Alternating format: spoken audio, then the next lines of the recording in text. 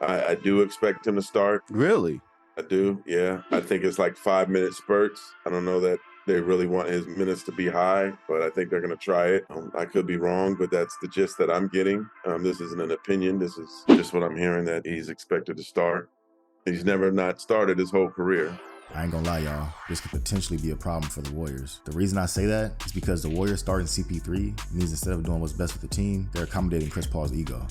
In no world is starting a Steph Curry CP3 backcourt in 2023 beneficial to team success. Not only is that by far the oldest backcourt in the league, it's the smallest and least athletic one too. And now you're asking Steph Curry at age 35 to guard up a position and match up against shooting guards? What sense does that make? But it's not just Steph that's affected.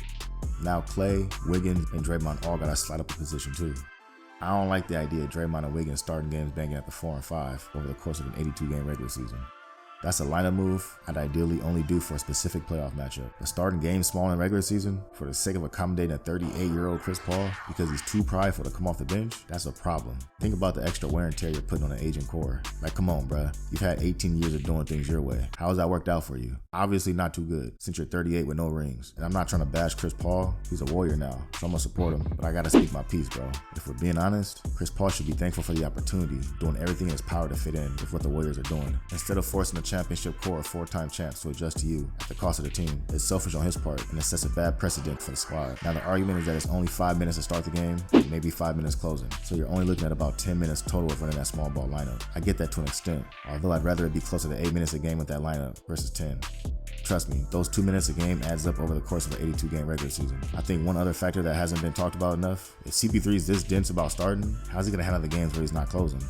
Hey look, Chris Paul, you're not that guy anymore, pal. You're not that guy, pal. Trust me. You're not that guy. You're not good enough to be penciled in as an every night closer. There's gonna be nights where closing big with Looney is a better option, or maybe Kuminga or Sarge for more front court spacing. The Warriors have a lot of options at the end of games. How's that gonna sit with CP3? Is he cool waving a towel supporting his teammates if he's not closing?